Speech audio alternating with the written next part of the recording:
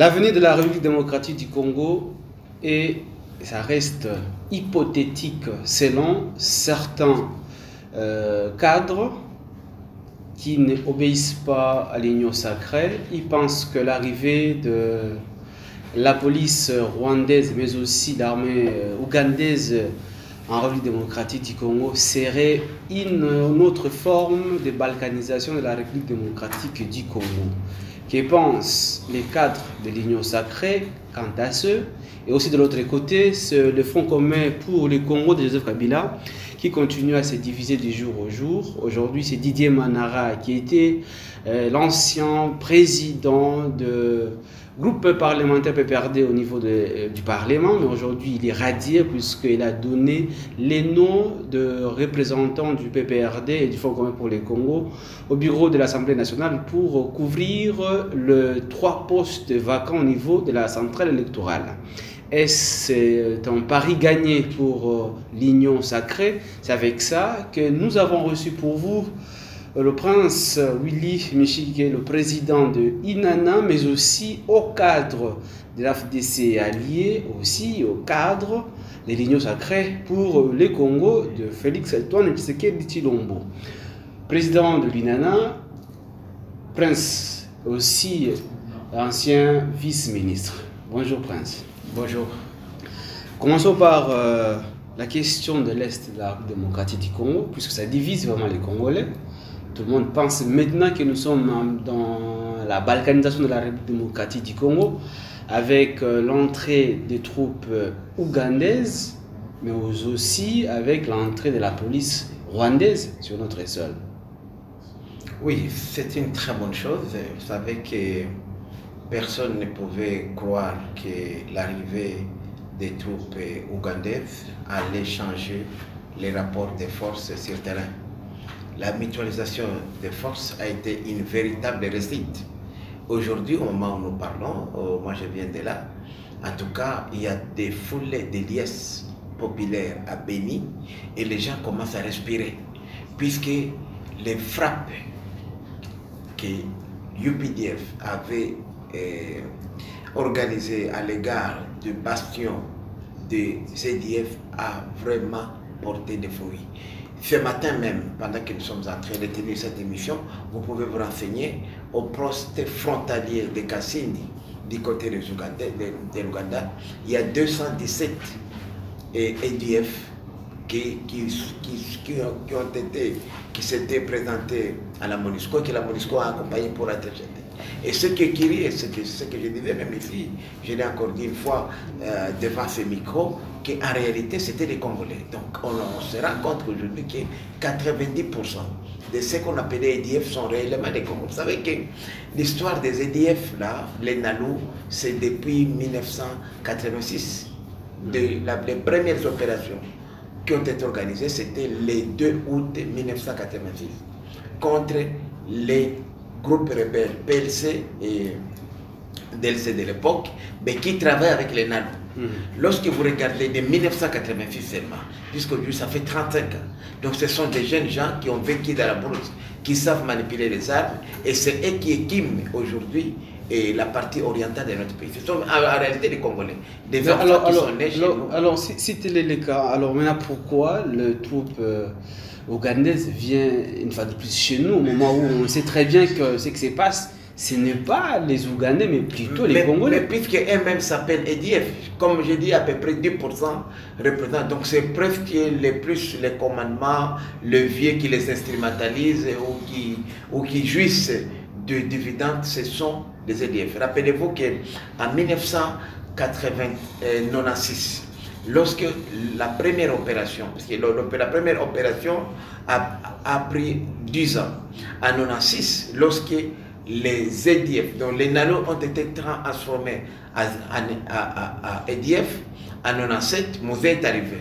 Et il fallait maintenant que les ex-phases deviennent des FAC. Et la plupart des phases sont devenus des braconniers.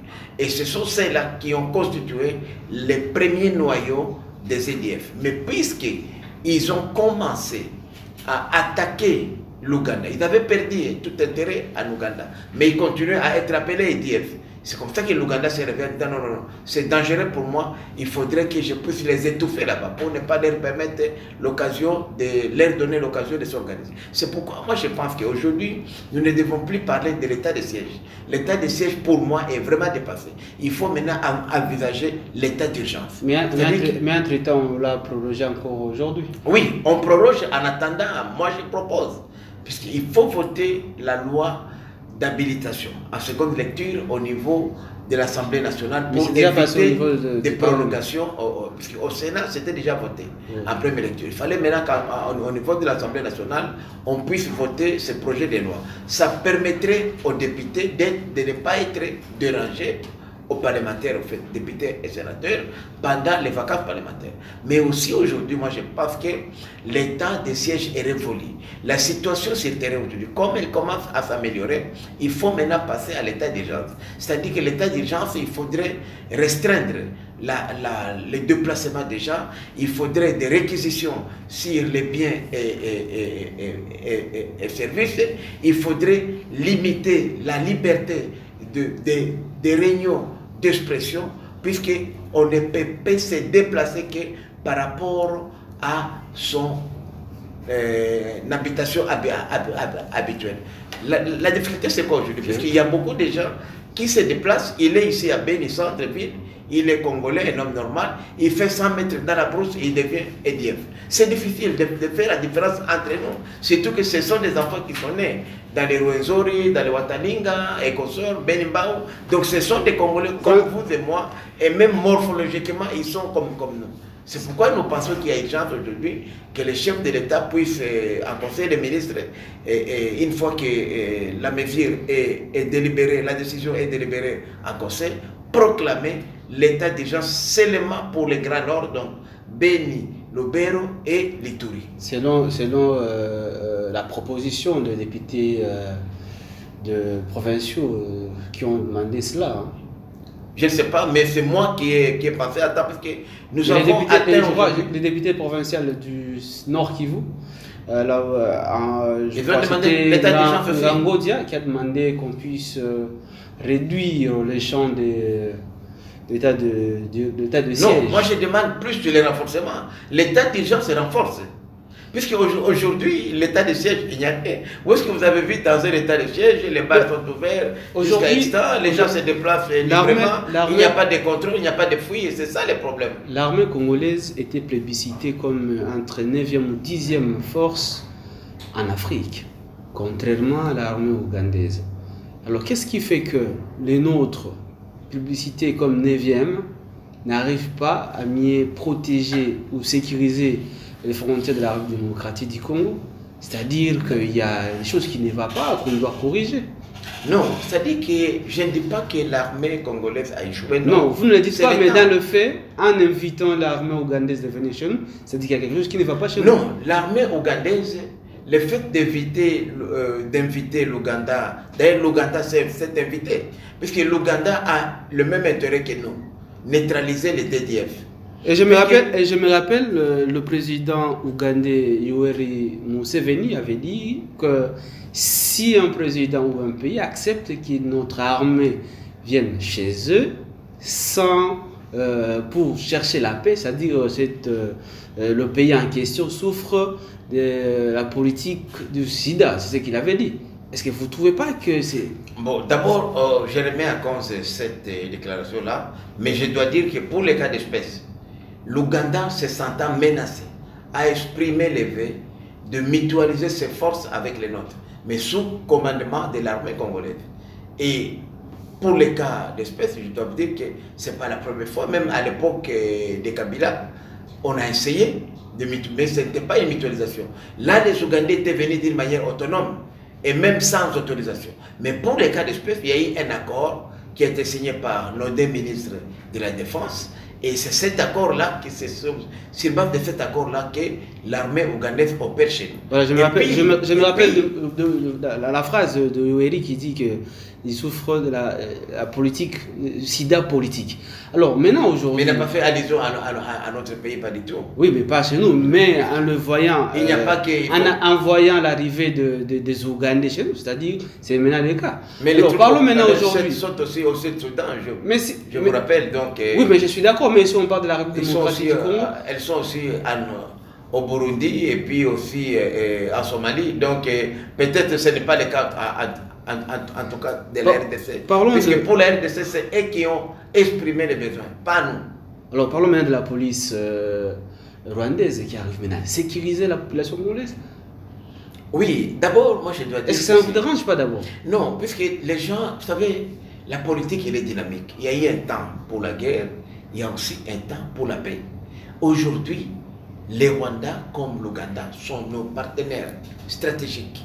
Nous partageons une longue frontière commune.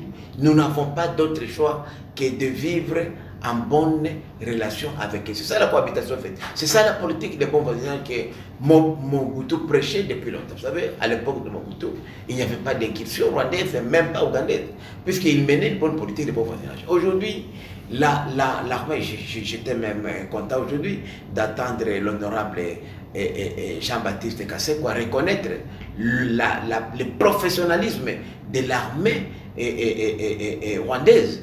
Et il a dit que, pour le cas de Gisenyi, qui est une ville frontalière à Goma, un commissariat de police a 15 véhicules. Vous savez déjà, les problèmes de logistique, ça pose un problème chez nous déjà. 15 véhicules.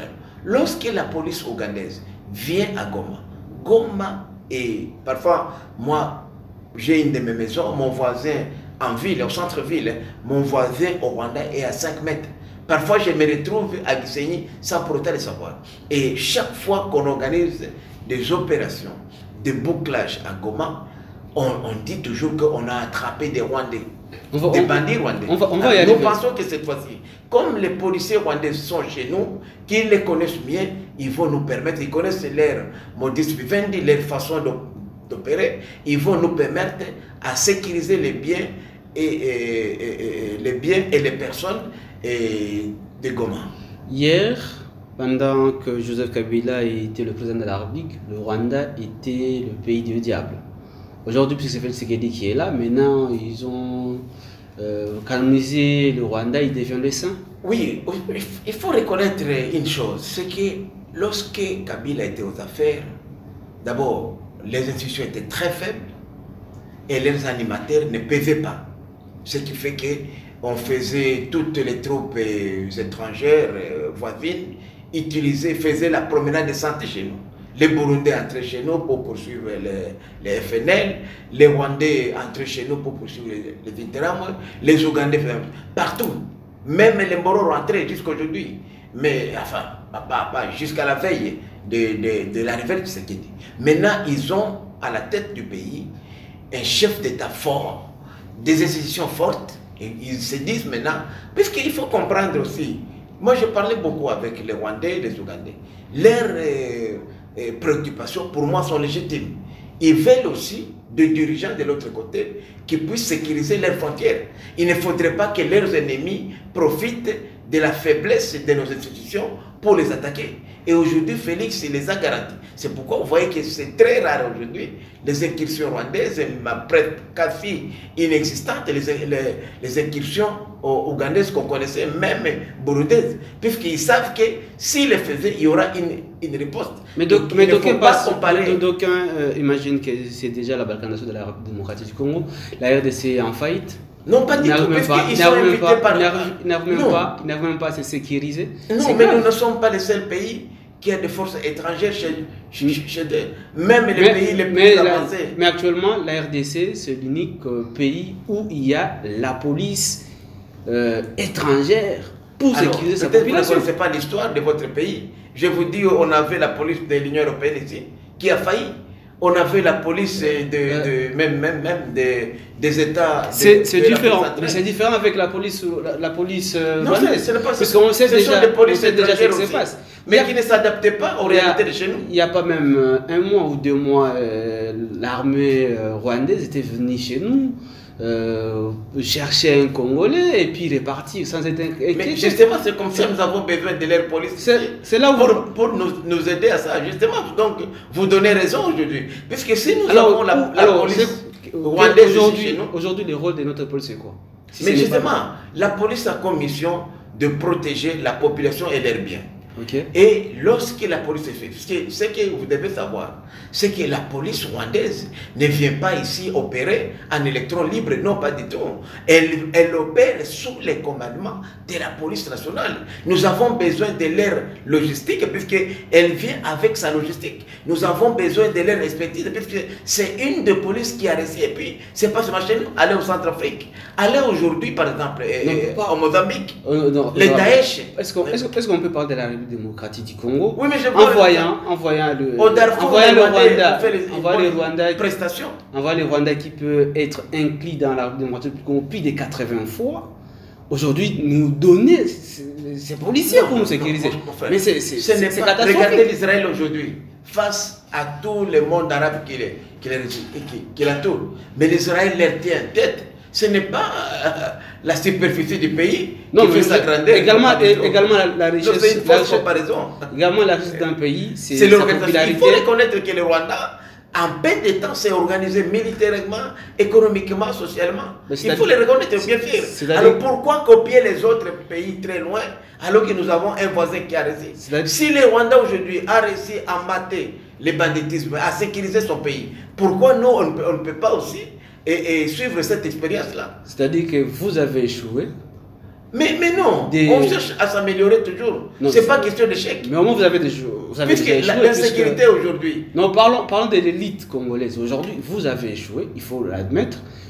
Depuis 60 ans de l'indépendance, incapable de réformer l'armée et la police. Comme vous avez dit, pas d'outils. Même ici, on voit, il n'y a pas même des sous-siates pour abriter notre police. C'est-à-dire que vous avez échoué. Mais solliciter la coopération d'un pays ami n'est pas un constat d'échec. Nous voulons améliorer.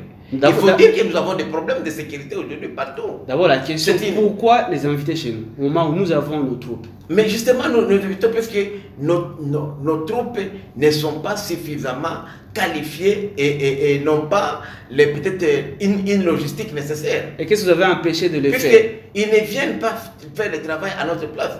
Ils viennent aussi nous former et nous accompagner. C'est une coopération. Attention, c'est une coopération. Je rappelle que vous êtes de l'Union sacrée, de la nation. C'est vous qui dirigez le pays aujourd'hui. C'est-à-dire que vous avez tout avec vous pour sécuriser la population. 3 ans de Tshisekedi comme président de la République, il devrait au moins doter à la police des outils nécessaires pour lui permettre de sécuriser la population.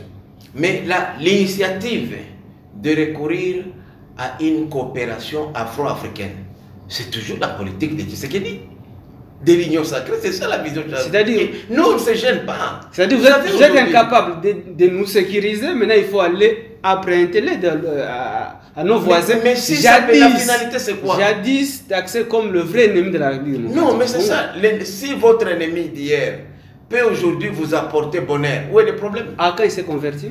Mais c'est ça, il s'est converti déjà en acceptant de venir déjà chez nous. C'est déjà un signe de bon geste, puisque un ennemi ne peut pas même accepter de nous offrir. Est-ce que ce n'est pas une façon de nous assiéger maintenant correctement et officiellement? Mais nous assiéger comment? Puisque le commandement est sous la police. Déjà notre police n'est pas formée, bien formée comme la police rwandaise. Maintenant, en acceptant de venir, c'est-à-dire venir pour nous assiéger, puisque les nôtres ne sont pas bien formés. Ils n'ont pas les outils. Vous connaissez les mots assiégés, c'est quoi? Les mots assiégés signifient que... La balkanisation que notre héros national, Emery Patrice Lumumba, avait décrié, maintenant ça commence à se matérialiser. Là, c'est selon l'activiste Georges Kapiamba qui a dit ça. Comment il s'appelle? Georges Kapiamba qui a dit ça? Non, mais Georges Kapiamba... Est-ce que la parole de Georges Kapiamba est une parole de la Bible? Non, pas du tout. D'abord, Georges Kapiamba, je vous rappelle, c'est un activiste de la société civile. Ce n'est pas un politique. Il n'a aucune responsabilité. Il n'a jamais géré. Il n'a aucune expérience, le pauvre. Et il déconstruit ça. Comme j'ai attendu aussi Mukwege, Denis Mukwege qui s'oppose. Alors, mais Mukwege n'est que scientifique. Ce n'est pas la médecine, ça n'a rien, Voilà, aujourd'hui, il est contredit, confondu lui-même, il doit avoir même honte, je crois, prochainement de faire encore une déclaration de ce genre. Vous savez, chacun a son domaine. Laissez la politique aux politiciens. Si il veut dénoncer les abus des droits de l'homme, vous savez, nous avons été élus. Et en tant qu'élus, nous avons une responsabilité. Le chef de l'État, c'est le seul qui a été élu au suffrage universel. Il a un programme. Il a été élu sur base d'un programme, il a des comptes. Le seul redevable en 2030 s'appelle Félix Tshisekedi Tshilombo. Donc les initiatives qu'il est en train de prendre, c'est pour amener la paix. On va les juger. Vous savez, d'ici 2 mois, je voudrais que vous m'invitiez sur ce plateau, dans 2 mois, pour évaluer ce que la mutualisation des forces avec les Ougandais a apporté, ce que la police rwandaise a apporté dans la ville de Goma. Mais faisons, parce que les gens ici anticipent, mais il n'y a encore rien, ils viennent d'arriver. Donc vous voulez que... Vous serez comme Denis Mukwege, comme ceux-là qui ont critiqué les capitaines des consorts, l'entrée de UPDF, qui aujourd'hui ne savent plus parler. Puisque aujourd'hui, les ennemis sont en débattage. C'est la première fois qu'on voit des colonnes et des colonnes de soi-disant EDF chercher à fuir, à rentrer en Ouganda. Puisque leurs frères sont venus les chercher. Non, vous avez déjà dit c'est 90%. Demain, vous verrez aussi, tous ces bandits rwandais qui étaient à Goma vont traverser aussi la frontière. Mais c'est une bonne chose pour nous. Une bonne chose pour nous, oui. Vous avez dit ici 90% de rebelles ADF sont des Congolais. Des Congolais, oui, mais justement, même ceux-là, les Congolais, puisqu'ils ont peur, ils ne savent pas où aller, ils vont là-bas demander l'asile, renforcer les rangs de M23 et Kosovo, qui sont là depuis des années. Oui. Alors, si... Donc, pour vous, ce sont des patriotes. Pour vous aujourd'hui, vous ne voulez pas qu'on indexe ce qu'il dit lorsqu'il prend des décisions qui sont à la contre de conserver l'intégrité territoriale de la République démocratique du Congo. Mais c'est ça, moi j'ai dit, l'intégrité. Quand même, il n'est pas un roi qui va imposer. Vous savez, parfois nous Congolais, on utilise des mots inappropriés. Vous savez, la barbarisation, c'est quoi? C'est occuper une partie du territoire. Dites-moi même 1 cm² de ce pays qui est occupé par une force étrangère. Et comment, voilà. Non, dites-moi. C'est une bonne question. C'est ça la balkanisation. Et ça s'appelle quoi les villages qui occupent? C'est une bonne question. Non, c'est bien bon de raconter. Les gens copient l'histoire, mais ils ne savent même pas de quoi ils parlent. Qui a balkanisé la RDC? C'est ça. C'est une bonne question. Oui, attendons que ça soit balkanisé pour dénoncer. Et puis, si aujourd'hui nous commettons des erreurs dans notre gestion, c'est nous qui serons comptables. Ça dérange à quoi? Mais aujourd'hui, ça dérange à quoi? Puisque nous avons été élus. Nous faisons notre politique. Notre vision, nous, c'est de coopérer avec les pays voisins qui ont de l'expertise. Mais quand même, aujourd'hui, la souveraineté de la République... C'est notre politique. Attendez, lorsque vous serez aux affaires, vous aussi, vous pouvez le faire aussi, oui. La souveraineté de la République démocratique du Congo est mise en cause. C'est nous qui sommes aux affaires. Est mise en cause avec l'entrée de tous ces troupes. Non, la souveraineté n'est pas... De l'autre côté, c'est la police. La MONUSCO, c'est une armée étrangère, elle est là. Et pourquoi elle n'a pas violé la souveraineté congolaise? Nous avons, je vous apprends que nous avons toujours eu des troupes étrangères chez nous. Depuis l'indépendance, si vous n'êtes pas au courant, depuis l'indépendance, on a toujours eu des troupes étrangères ici. Mais la RDC n'a jamais été balkanisée depuis les 30 juin 60, jamais. Donc, mais lorsque les troupes étrangères entrent ici, sous les arrangements intergouvernementaux, il n'y a pas de problème. Il y a eu des accords pour la police. Notre commissaire général de la police a été à Kigali signé l'accord avec son homologue, mon jeune frère Dan Munyoza, qui est aussi un bon frère. Je vous apprends d'ailleurs que la femme, l'épouse du commissaire général de la police du Rwanda et de Goma. On a grandi, Gisèle, c'est notre petite sœur, on a grandi ensemble. Donc pour vous dire que nous avons même des liens. Dan est là, le patron de la police là actuellement, mon petit frère Dan, c'est lui qui a amené Mouzé jusqu'ici. Donc, vous savez, profitons lorsque nous avons des amis qui ont vécu au Congo, qui ont été ici avec nous, qui ont la sympathie, qui sont nos beaux frères, nos belles sœurs par-ci par-là. Profitons d'eux pour ramener la paix chez nous. Nous recherchons la paix par tous les moyens. Et Lumumba avait dit à l'époque qu'il était prêt à chercher la paix. Mobutu même est allé plus loin, il a dit il est même prêt à faire des accords avec les diables pour que la paix soit ici. Et de son vivant, ce pays n'a jamais été balkanisé. Donc c'est la même politique que Tshisekedi est en train de faire aujourd'hui. Et puis en plus, Tshisekedi, c'est lui qui détermine il a une vision, nous soutenons. C'est ça notre vision, nous. Ça dérange à quoi? Mais nous cherchons des solutions. En 2023, vous allez nous juger ce qu'on aura fait. Kabila avait sa vision, mais il ne vous empêchez pas, vous, de l'opposition, de critiquer sa vision. Il a échoué, voilà, aujourd'hui, il n'a même pas la majorité. C'est comme également... Même les pays qui lui restaient, les Didier Manara, les Pio, ont quitté les Agimatem. Qu'est-ce qui reste encore à Kabila? Voilà pourquoi, aujourd'hui, les Fonds communs pour le Congo, ils sont en train de dire également que Tshisekedi a échoué, comme vous disiez à l'époque. Mais aujourd'hui, a échoué pourquoi? C'est qu'on a remarqué. Non. Ce qu'on a remarqué. En 2023, on va juger Tshisekedi. On arrive. Ce qu'on a remarqué aujourd'hui, on a des habillés sans pierre pour habiller simple. C'est-à-dire, même méthode de Kabila, c'est les mêmes méthodes d'aujourd'hui. C'est pas la même méthode. Nous y arrivons. Kabila n'a jamais fait appel. N'a jamais fait appel aux troupes voici. Si les troupes rwandaises en 2009, à l'époque où même Kamere avait refusé de ne plus rester à l'Empire. C'était différent. Ils sont venus dans des opérations ponctuelles. Et là, ça n'a pas resté puisque Kabila n'avait pas une organisation sur place. Et puis, c'était également pour chasser. Moi, j'étais à Goma. Même je m'appelle même John Numbi qui dirigeait, habitait loué chez moi, ma maison à moi avec les chrétiens ici qui est en prison. Les Rwandais sont venus opérer en électron libre. Attention, c'est différent. Ici, la police c'était sous le commandement de l'armée congolaise pour chasser les FDLR. Les ont été jusque chez moi et même d'ailleurs ils s'étaient perdus, je me rappelle même moi, le général Jacques Kaizali, qui était le chef de l'armée de terre, m'avait appelé moi pour organiser les chefs coutumiers, pour les guider, puisque les FARDC n'étaient pas avec eux. Oui. Pour Walikale Masisi, je vous dis, je suis intervenu moi-même. C'est également le cas avec l'entrée des troupes. Nous avons été dans l'avion, dans les avions, avec eux pour bombarder, par exemple, les fiefs de FDLR, puisque les FARDC n'étaient pas avec eux. Donc, c'est tout à fait différent. Puisqu'il est estimé qu'il n'y avait pas d'institution forte, il n'y avait pas d'animateur fort. C'est différent. Le scénario est tout à fait différent. Jusqu'aujourd'hui, on n'a pas encore des institutions fortes. Et Tshisekedi l'a prouvé lors de son discours d'état de la nation, où il a dit qu'il n'y a pas la justice convaincante jusqu'à présent. Aujourd'hui, il y a guerre entre les députés et leur président, puisqu'ils n'arrivent pas à assumer correctement le rôle, que ce soit au niveau de la chambre basse comme de la chambre haute, avec conflit entre Matata Mponyo et Bahati Lukwebo. C'est-à-dire qu'il y a quelque chose qui ne va pas toujours. Matata est en conflit avec la justice. Aujourd'hui, il voulait que Bahati les soutienne. Et Bahati lui a dit non, le Sénat n'est pas une blague. D'ailleurs, c'est votre président. Un club de camaraderie, oui, on doit se soutenir dans les mal. Non. Bahati était clair. Bahati Lukwebo a violé l'article 164 en critiquant les arrêts de la Cour constitutionnelle. Mais comment il peut critiquer la Cour constitutionnelle? Les arrêts de la Cour constitutionnelle sont opposables à tous. Alors, pour les cas d'espèce, le problème de Matata, Matata avait des affaires. Non, je parle d'abord de la réponse. Mais si moi je dis, mais bien sûr, il a dit lui que lui n'est pas...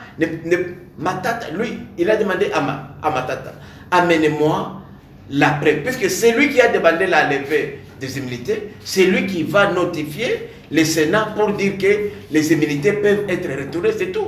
C'est tout. Il n'y avait pas d'arrêt pour le dossier. Attention. Est-ce la Matata de le signifier ou c'est à la Cour constitutionnelle de le signifier? Non. La Cour constitutionnelle, Bahati avait deux affaires. Les problèmes qui s'opposent aujourd'hui, puisque les immunités de Matata n'étaient pas levées pour les dossiers Bokangalos. Les immunités de Matata étaient levées pour l'affaire de la zaïrianisation. Et d'après Matata, il aurait été blanchi. S'il est blanchi, il y a une note du procureur, puisque le procureur général poursuit en charge et en décharge. C'était à lui de signifier le Sénat que pour les immunités que j'avais demandé d'être levées pour Matata, vous pouvez les restituer, d'autant plus que le dossier a été classé sans suite. Mais cette note-là n'est pas encore parvenue. Et c'est une procédure légale. C'est à Matata, les avocats. Matata, le problème de Matata, il n'a pas de bons conseils. Il n'a pas de bons conseils. Ses avocats lui bouffent de l'argent pour rien, mais c'est une démarche qu'on appelle ça procédure judiciaire. Ce sont les avocats de Matata qui devraient solliciter cette note-là, et c'est la note qui permettrait à ce que le Sénat, parce que si le Sénat aujourd'hui restituait les immunités de Matata, ils seront poursuivis à la Cour de cassation pour conflit avec la justice. Puisqu'ils ne peuvent pas le faire. Il n'y a que les PG près de la Cour constitutionnelle qui peut solliciter ça. Mais l'état des droits oblige, lorsque Matata est acquitté à cause du dossier Bukanga Lonzo, puisque on a retiré ses immunités à cause de ce dossier-là. Non. Je pas des réalisations, pardon. Des réalisations, oui, voilà. Mais il faut apporter la preuve. Vous avez la preuve de vous, peut-être. La preuve, si vous l'avez amené ça au Sénat. Même le journal officiel l'avait. Mais c'est ça, moi j'ai dit. Si c'est pas publié, mais pourquoi Matata n'amène pas ça au Sénat? Non, ce n'est pas Matata de signifier le bureau. Mais c'est lui qui est concerné. C'est lui la victime. Est-ce qu'on peut rester dans le droit? Non, c'est ça. Le droit oblige. La procédure, non, la procédure, c'est la victime qui fait les démarches. Ce sont les avocats conseils de la victime. Non, si le PG ne le fait pas, la victime peut faire des démarches. Prendre la lettre qui le déclare et qui clôture l'affaire et qui classe l'affaire des réalisations. Parce que n'oubliez pas que le Sénat n'a levé les immunités que pour une seule affaire, la réalisation, pas pour Bukangalozo, non. Alors maintenant pourquoi il doit répondre aux questions de Bukangalozo au moment où on n'a pas retiré ses immunités? Mais ça, il faut poser la question au procureur général, parce qu'il a accepté lui-même, il pouvait refuser. S'il a accepté, donc il a coopéré avec la justice. Mais pour le Sénat ne reconnaît pas. Puisque rappelez-vous que lorsqu'on avait introduit la première demande d'élever d'immunité de Matata au mois de juillet, août, et pour Bukangalozo, le Sénat avait rejeté la demande. Et Matata et le professeur sénateur, professeur Bahati, étaient traités de tous les noms des oiseaux, des corrompus et comme ça.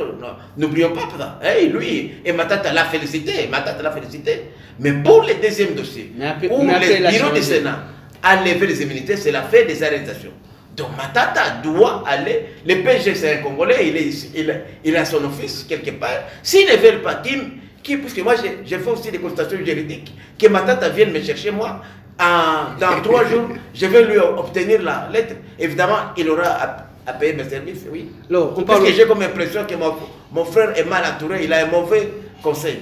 On parle ici qu'on a déshabillé Saint-Pierre pour habiller Saint-Paul. On parle de même comportement des kabylistes et le même comportement également aujourd'hui de vous, les fascistes. Je ne sais pas si on peut vous qualifier ainsi. C'est les jours et la nuit entre nous. Dédoublement. Puisque les Francs communs pour les Congo, qui dirige aujourd'hui Raymond Chibanda, ils ont refusé de donner les noms pour représenter les Francs communs pour les Congo dans le bureau de la CENI. Mais les dédoublés, les débauchés l'ont fait. Voilà. Et la machine semble accélérer. Est-ce que vous ne trouvez pas que vous risquez de rentrer dans les mêmes erreurs que les kabylistes? Moi, sincèrement, ça m'énerve. Vous savez, vous êtes un grand journaliste. J'ai beaucoup de respect pour vous. Un grand journaliste d'investigation. Mais interrogez la procédure. Le FCC n'a rien avec la procédure de désignation de délégués à la CNI. La loi organique est claire. Ce sont des groupes parlementaires. Et lorsque honorable Didi Manara a signé les radios de PV, oui, on l'a radié après. L'acte qu'il a posé, il a posé comme président du groupe parlementaire. On l'a radié avant de donner. Non, on l'a radié après avoir posé l'acte. Donc l'acte qu'il a posé est valable. Il était radié les 14, lui il a déposé les 15. Non, les PV ont été signés les 13. J'ai vu les PV les 13. Les 13, 2 jours avant sa radiation. Donc ces PV sont valables. Ce sont des groupes, c'est le même problème que le CD a connu avec la dynamique de l'opposition pour la désignation de Ponzi. C'est le groupe parlementaire de la dynamique de l'opposition qui a désigné Ponzi. Même nous, l'AFDC allié, notre autorité morale, n'a pas le pouvoir de désigner les délégués à la CNI, non. C'est notre groupe parlementaire. C'est la loi organique. Cette histoire-là de FCC, machin, non, ça n'a rien. C'est ça, moi j'ai dit que les Congolais, et même les députés qui ont pondu cette loi organique, ne savent même pas l'interpréter. C'est une mauvaise lecture de la loi, mon frère. Ce sont des députés, des groupes parlementaires qui désignent leurs délégués à la CENI. C'est pourquoi vous avez vu qu'au niveau de la commission paritaire, on regardait la conformité des PV. Et c'est comme ça que le chef de l'État n'avait pas validé la candidature de Ronsard Malonda, puisque cette candidature n'a pas été couverte par les PV. C'est ça, c'est que ce n'est pas une innovation, c'est la loi organique qui le dit. Ce n'est même pas moi, Michiki. Mais puisque nous, les Chadari n'ont rien ennemi à faire dans cette histoire, non. Mais quand même, Ce n'est pas des compétences, c'est une affaire parlementaire. Même le chef de l'État n'a rien à faire dans cette affaire. Même nous, chefs des partis politiques de regroupement, nous n'avons rien. C'est une affaire parlementaire. Aujourd'hui, si le groupe parlementaire des nouvelles, s'il existait, désigner quelqu'un. Ils n'ont pas de député. Même, oui, non, ils ont un député. Ils ont un député, deux je crois. Non, Nouvelle n'a pas un député. Nouvelle est créé en 2019 après les élections de 2018. Oui, bon, il n'a pas de député. Mais l'honorable Moussito a été voté. Il était de l'IREP à l'époque avec l'Université populaire. Voilà, donc bon. Si ce groupe parlementaire-là désignait quelqu'un à la CENI ou ailleurs, le président du groupe parlementaire et le président des regroupements n'a rien à faire avec ça. Et puis ces histoires de FCC, c'est de l'arnaque politique. C'est comme Cash aussi, c'est de l'arnaque. C'est comme l'ensemble pour la République. Tous ces regroupements-là n'ont pas participé aux élections. C'est de l'arnaque politique, mon frère. Disons les choses telles qu'elles sont. Vous n'avez pas été aux élections, vous revendiquez quoi? Vous prenez 2, 3, 4, les gens se sont fait élire et vous les revendiquez. Vous dites non, ce sont mes gens. Comme si c'était des moutons, des paniches qu'on a menés à la bataille. Non, ce sont des hommes d'État, des femmes hommes d'État. Il faut les respecter. C'est eux qui ont bâti campagne. Ils ont été élus. Donc, et nous cautionnons ça. Élus sur quelle liste? Mais justement, ils ont été élus sur les listes de leurs groupes et partis politiques et regroupements. C'est comme aujourd'hui, Manara ne fait plus partie. Mais justement, le PPRD allié est un groupe parlementaire. Mais Manara représentait ça au moment où il a remis la liste de Manara est valable. AG Matembo est dans un regroupement de FCC et Kossor. La liste d'AG Matembo est valable.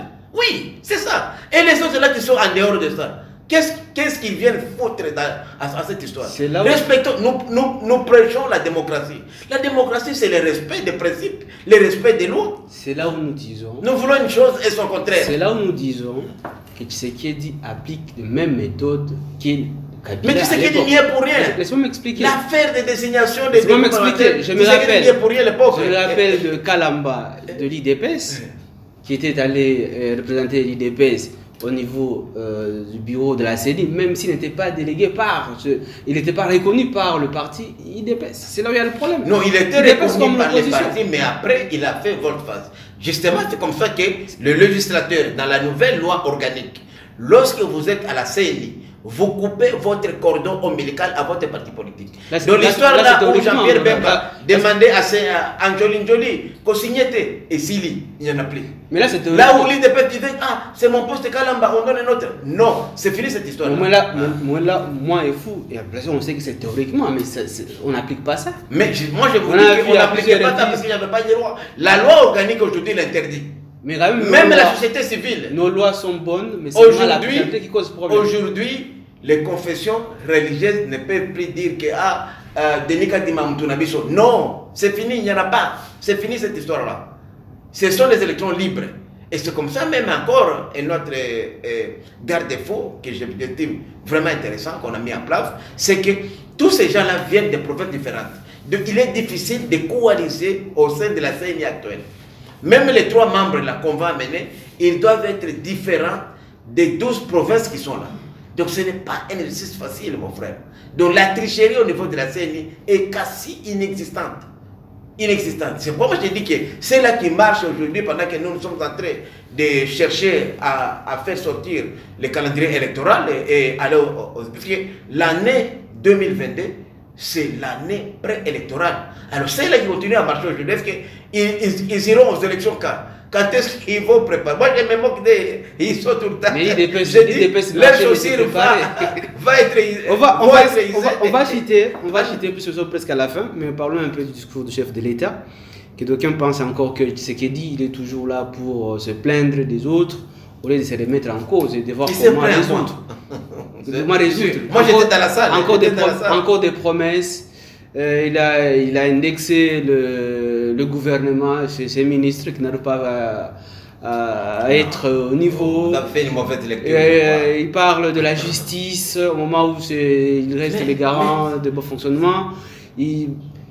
malheureusement, il a survolé les questions, gens... les questions concernant les rames, questions concernant la gratuité de l'enseignement. Oui, mais ça marche bien, la gratuité. C'est constitutionnel, oui. Il a dit lui-même, c'est constitutionnel. Il n'a fait qu'appliquer une disposition constitutionnelle que les autres n'ont pas appliquée depuis plus d'une décennie. Mais je rappelle aussi que vous êtes député, vous êtes élu de Walikale et vous êtes un grand notable du Nord Kivu. Lorsque vous parlez les problèmes de gratuité, les problèmes de gratuité de l'enseignement, il y a des intérêts. Il y a des gens qui jadis bénéficiaient quelque chose. Et c'est ça la vérité. Il fallait qu'ils disent au gouvernement, voilà, nous percevions quelque chose en dehors de ça. Puisque la gratuité, c'est quoi? C'est que qui est-ce que vous pouvez croire aujourd'hui qu'il y a un parent qui refuserait la gratuité? On paye pour vous l'État. Mais le problème, c'est quoi? C'est qu'il y avait des choses à côté. Et aujourd'hui, avec les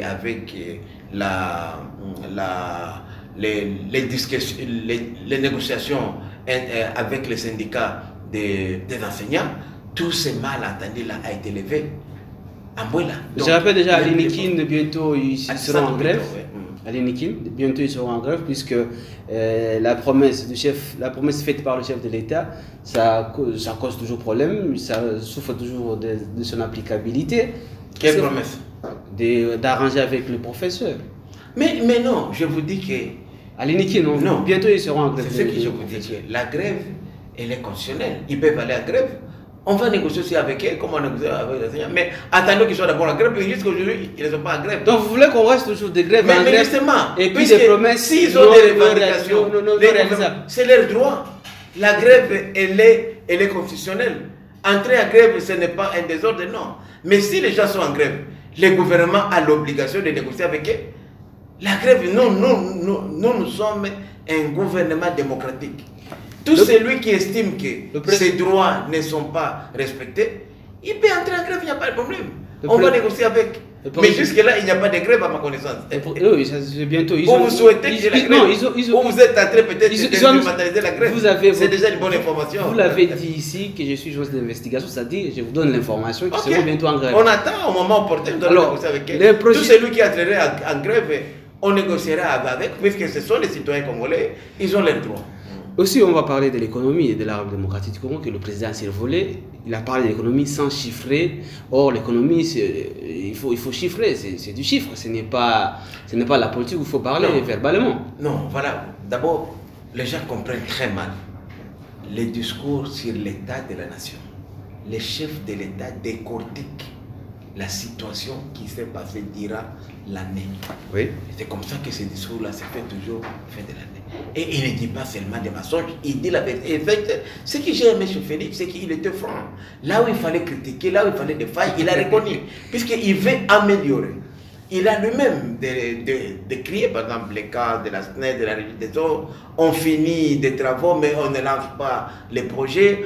Donc, il a été plus que sincère. Écoutez, l'économie, d'abord, vous allez continuer. L'économie se porte bien aussi.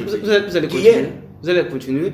J'étais quelque part, la population me dit que, à l'époque, Tshisekedi parlait du Fonds commun pour les Congo qui l'empêchait d'évoluer. Après, c'était Kamere. Aujourd'hui, maintenant, c'est ce propre ministre. Est-ce que vous ne trouvez pas que le président, votre président, votre leader de l'Union sacrée n'arrive pas à s'assumer en disant que par rapport à ça, j'ai échoué? Non, le président ne fait pas plainte contre le Premier ministre. Il faut dire que le gouvernement qui est là, c'est le gouvernement qui dit. Alors, il doit l'évaluer lui-même, bien sûr. Donc, même moi, je souhaiterais, même moi, qu'il y ait après évaluation, qu'il y ait un réaménagement technique du gouvernement. Mais c'est tout à fait normal, puisque tous les ministres, je ne veux pas dire que tous les ministres du gouvernement de Warriors sont excellents. Il y en a de ceux qui ont bien travaillé, et puis il faut évaluer au moins après une année.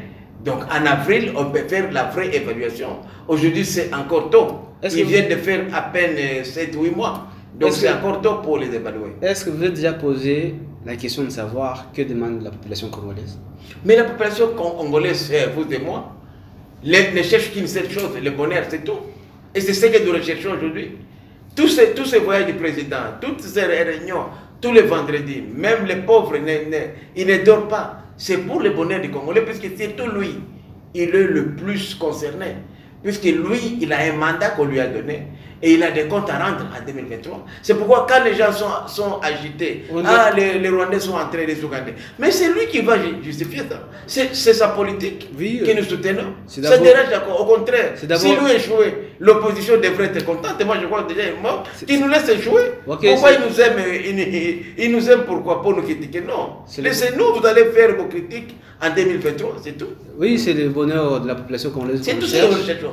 Mais entre-temps, ce sont des millions et des milliards qui se trouvent entre vous, l'Union sacrée, vous partagez le paquet, les gâteaux.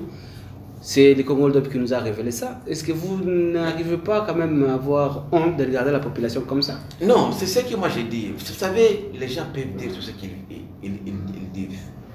C'est vrai que le chef de l'État n'a pas la preuve. Il y a séparation du pouvoir. Ce n'est pas lui qui l'a voulu, c'est la Constitution. C'est le constituant qui a voulu qu'il y ait séparation du pouvoir. Mais le chef de l'État a les droits d'injonction. Comme il a dit, vous savez, ce n'est pas normal. Comme il a fait dans la justice en faisant libérer Kamere. Ça fait bientôt presque 4 à 5 ans que le Conseil supérieur de la magistrature ne s'est jamais réuni. Est-ce que ça, c'est le problème du président de la République? Non, c'est l'organisation interne.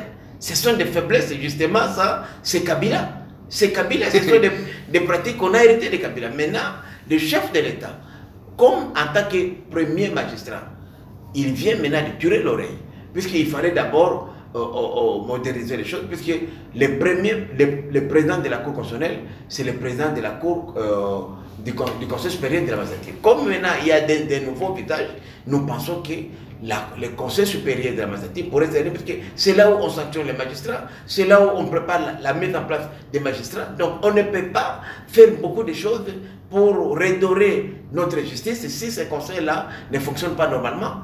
Et ce n'est pas au président qui s'est dit de demander au Conseil supérieur de la magistrature de se réunir, non. Il violerait la Constitution, les principes sacro-saints de séparation des pouvoirs. À quoi il est garant de bon fonctionnement? Mais justement, il a exprimé déjà. Lorsqu'il exprime en tant que premier magistrat, je pense que le message est allé droit, puisqu'il y avait le président de la Cour constitutionnelle qui était là. Il doit être interpellé, et s'ils ne le font pas, le peuple va s'en occuper.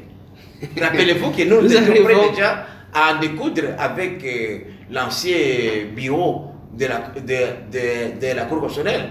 Si le président n'avait pas fait de permutation, de changements, nous, cette cour-là n'existerait plus aujourd'hui. La cour qui est là pour assurer la réélection du président Tshisekedi en 2023. Mais nous arrivons à la fin de cette émission. Voyons en 2023. Il ne faut pas prêter des intentions toujours comme ça. Vous savez, le problème des Congolais, c'est quoi? Vous également, c'est comme on dit dans mon village. Il faut accepter lorsqu'on investit. Les gens de Walikale, nous lisons une lettre qui est dans l'enveloppe. On veut déjà imaginer ce qui va se passer en 2023. Oui. Pourquoi ça? Tout ça sont des fuites à l'avant. Parce que les gens sont faibles et ils se déclarent déjà perdants avant même le match. C'est très grave. Il faut avoir également les nerfs solides pour supporter les coups. Il ne faut pas seulement pleurer. En tout cas, nous en avons puisque nous avons un mandat et nous devons le défendre jusqu'au bout. Il faut endosser alors. Lorsqu'on dit que vous préparez votre réélection, même ça sera... Bien sûr, nous devons être réélus. Même si tout ce que nous faisons aujourd'hui, c'est pour être réélus demain. Même si c'est avec une... Lorsqu'on prend le pouvoir, on les conquiert, on doit les conserver le plus longuement possible. Même si avec les élections chaotiques. Nous arrivons à la fin de cette émission. On ne les a pas encore aujourd'hui, on peut pas. On va les juger chaotiques après 2023. Déjà les processus nous montrent. Le processus qui n'est pas déjà clair, c'est-à-dire également les processus ne seront jamais clairs. Merci de nous avoir suivis. Nous arrivons à la fin de cette émission. On avait reçu sur ce plateau Prince Willy Michiki, le président de l'UNANA, au cadre de AFDC Alliés, mais aussi au cadre de l'Union sacrée pour la nation. On est à la fin. Merci de nous avoir suivis, restez branchés. Et demain, ou à la prochaine avec notre invité. Bonsoir chez vous. Bonsoir.